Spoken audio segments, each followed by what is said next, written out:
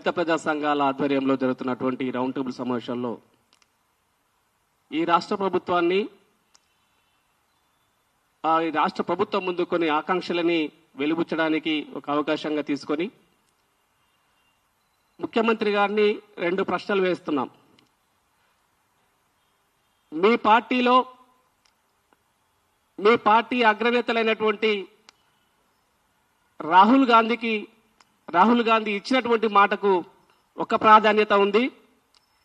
మీ party జాతీయ అధ్యక్షుడు ఒక దళిత వర్గానికి చెందినటువంటి మల్లికార్జున ఖర్గే ఇచ్చినటువంటి మాటకి ఒక ప్రాధాన్యత ఉంది.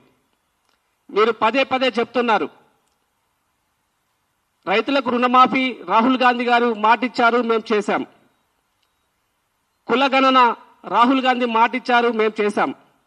మరి ఏఐసిసి అధ్యక్షుడు ఒక దళిత వర్గానికి చెందినటువంటి సామాజిక వర్గానికి చెందినటువంటి మల్లికార్జున ఖర్గే గారు చేవెళ్ల డిక్లరేషన్ ఇచ్చారు కదా. మరి చేవెళ్ల డిక్లరేషన్ పట్ల మీకెందుకు ఇంత నిర్లక్ష్యం, ఇంత వివక్ష అని చెప్పి చేవెళ్ల డిక్లరేషన్ స్పష్టంగా చెప్తా ఉంది. దళితులకి ఎస్సీలకి 18% రిజర్వేషన్స్ ఇస్తామన్నాం. మరి ఎందుకు 18% మీరు రేపు వచ్చే బడ్జెట్లో ప్రవేశపెట్టకపోతే ఈ తెలంగాణ సమాజంలో ఉండేటువంటి దళితులందరూ కూడా తిరగబడతారనేటువంటి విషయాన్ని మర్చిపోవద్దని చెప్తున్నాం. అట్లాగే సోదరులు చెప్పినట్టుగా అంబేద్కర్ అభయాస్తం 12 లక్షల రూపాయలని ప్రతి నిరుపేద దళితులకు ఇస్తామని చెప్పారు. ఒక ప్రశ్న వేస్తున్నాము. 2017-18 నుంచి ఇప్పుడు ప్రస్తుతం కొనసాగుతున్నటువంటి ఆర్థిక సంవత్సరం బడ్జెట్ వరకు మిగిలిపోయినటువంటి బడ్జెట్ చూస్తే సుమారుగా 86,000 కోట్లు ఉంది. ఇది క్యారీ ఫార్వర్డ్ చేయాల్సినటువంటి బడ్జెట్ చట్ట ప్రకారం. మనకు వేరే బడ్జెట్లకు సంబంధించి మిగిలిపోతే అది మురిగిపోతుంది. కానీ షెడ్యూల్ క్యాస్ట్ డెవలప్మెంట్ డిపార్ట్మెంట్ సంబంధించి, ఎస్సీ ఎస్డిఎఫ్ సంబంధించి, ఎస్టీ ఎస్డిఎఫ్ సంబంధించి క్యారీ ఫార్వర్డ్ చేయమని చెప్పి 2017 చట్టంలో మనం రాసుకున్నాం. మరి దాని ప్రకారం 86,000 కోట్ల రూపాయలని మిగిలిపోయి ఉన్నాయి. ఈ అన్నిటిని కూడా ఖర్చు పెట్టగలిగితే సుమారుగా 70,000 మంది దళితులకి 12 లక్షల రూపాయల చొప్పున ఆర్థిక సహకారం చేయడానికి అవకాశం ఉంది. నిన్నగాక మొన్న స్టేషన్ కన్పూర్లో నిన్ననే ముఖ్యమంత్రి గారు ఒక మాట చెప్పారు. కాళేశ్వరం ప్రాజెక్టు కోసం చేసినటువంటి అప్పులు లేదా ఇతర అప్పులన్నీ కలిపి ఇప్పటికీ 14-15 నెలల కాలంలో 150,000 కోట్ల రూపాయలు మేము వడ్డీలే కట్టామని. ఆ 150,000 కోట్ల రూపాయలే మా దగ్గర ఉంటే కొన్ని వేల ఇండ్లు నిర్మించి ఇచ్చేవాళ్ళము అని చెప్పి. మా డబ్బు అయితే మీ దగ్గరనే ఉంది. మరి మిగిలిపోయేది కాదు ఎస్సీ ఎస్టీలకు సంబంధించిన డబ్బు.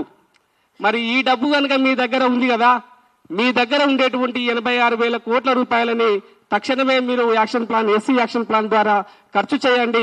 సుమారు 70,000 మంది దళితులకి లబ్ధి చేయవచ్చు. దీనిపైన దృష్టి పెట్టమని చెప్పి డిమాండ్ చేస్తా ఉన్నాం. అట్లాగే ఏదైతే సాంఘిక సంక్షేమం అంటే SC development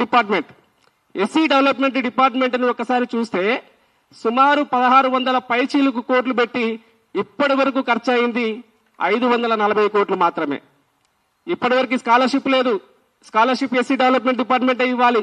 fee reimbursement SC development department ఇవ్వాలి. రియంబర్స్మెంట్ లేదు, స్కాలర్షిప్ లేవు. ఇందాక అన్నవాళ్ళు చెప్పినట్టుగా ప్రభుత్వ సంక్షేమ హాస్టల్ అన్ని కూడా శిథిలావస్థలోకి చేరిపోతా ఉన్నాయి. ఇవన్నిటిని కూడా ఒకసారి పర్చూ చేసి వీటన్నిటి పట్ల వెంటనే బడ్జెట్ ను రిలీజ్ ఆర్డర్స్ ఇవ్వాల్సిందిగా డిమాండ్ చేస్తా ఉన్నాం. అట్లాగే మరీ ముఖ్యమైనటువంటి డిమాండ్, ఈ శాఖకి సాంఘిక సంక్షేమం అనే వాళ్ళం ఇప్పుడు ఎస్సీ అభివృద్ధి శాఖ అంటున్నాం. ఈ ఎస్సీ శాఖ అభివృద్ధి శాఖకి మంత్రిని నియమించాలి. ఎందుకంటే ఏ ఒక్కరు ఏదైనా సమస్య చెప్పాలి అంటే ముఖ్యమంత్రి గారి దగ్గర ఉన్నటువంటి శాఖ కాబట్టి ముఖ్యమంత్రి గారి దగ్గరికి వెళ్లే అవకాశం తక్కువ ఉంటుంది. అసలు వెళ్ళలేము. కాబట్టి ఒక మంత్రి ఉంటే ఎప్పటికప్పుడు రివ్యూ చేయడం కానీ, లేదంటే ఇలాంటి ప్రజా సంఘాలు కూడా వెళ్లి ఎక్కడైతే గ్యాప్స్ ఉన్నాయో ఆ గ్యాప్స్ ని ఫిల్ చేయడానికి అడగడానికి అవకాశం ఉంటుంది. కాబట్టి మంత్రిని కూడా వెంటనే నియమించాలని చెప్పి డిమాండ్ చేస్తున్నాం. Thank you.